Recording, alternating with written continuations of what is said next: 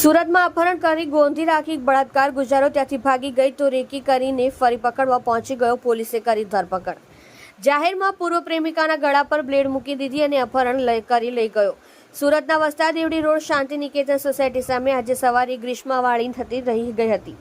ઓરિસ્સાથી આવેલા યુવકે પૂર્વ પ્રેમિકાના ગળા ઉપર બ્લેડ મૂકી સાથે આવવાની જીદ કરતા લોકો ભેગા થઈ ગયા હતા। એક રાહદારીએ હિંમત કરતા પ્રેમીયા યુવકના બાવડા પર બ્લેડ મારી ભાગી છૂટ્યો હતો। પોલીસ મથકે લવાયેલી ઓરિસ્સાવાસી યુવતીએ પૂર્વ પ્રેમી વિરુદ્ધ ચપ્પુની અણીએ 4 મહિનાથી યૌન શોષણ કરવામાં આવતું હોવાની ફરિયાદ નોંધાવી હતી। યુવકે યુવતીનું અપહરણ કરી ગોંધી બળાત્કાર ગુજાર્યો હતો। ત્યાંથી ભાગી જતા યુવકે ફારી રેકી કરી પકડવા જતા ઘટના બની હતી। મેજરપુરા પોલીસે યુવકની ધરપકડ કરી વધુ કાર્યવાહી હાથ ધરી છે। યુવતીઓની મિચ્છી સોચ સાંભળી ટોળું એકઠું।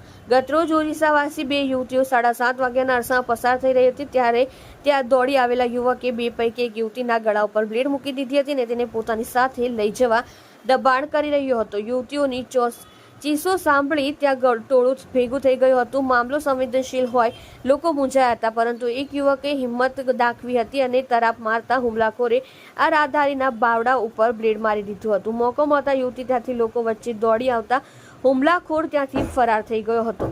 પોલીસ ઘટના સ્થળે દોડી ગઈ। ભીડ દ્વારા પોલીસને જાણ કરવામાં આવતા મેજરપુરા પોલીસ ત્યાં દોડી ગઈ હતી અને બંને યુવતીઓને પોલીસ મથકે લઈ આવી હતી। અહીં ભોગ બનનાર 20 વર્ષીય યુવતીએ જણાવ્યું હતું કે હુમલાખોર તેના વતન ઓરિસ્સાનો વતની અને એક સમયે પોતાની સાથે અભ્યાસ કરતો પ્રેમી દીપુન રાજુ જૈના છે। આ શખ્સ તેની ઉપર છેલ્લા 4 મહિના દરમિયાન વારંવાર અપહરણ કરી બળાત્કાર ચપ્પુની અણીએ વારંવાર બળાત્કાર કરી ચૂક્યો હોવાનું જણાવતા પોલીસે યૌન શોષણનો ગુનો નોંધ્યો હતો।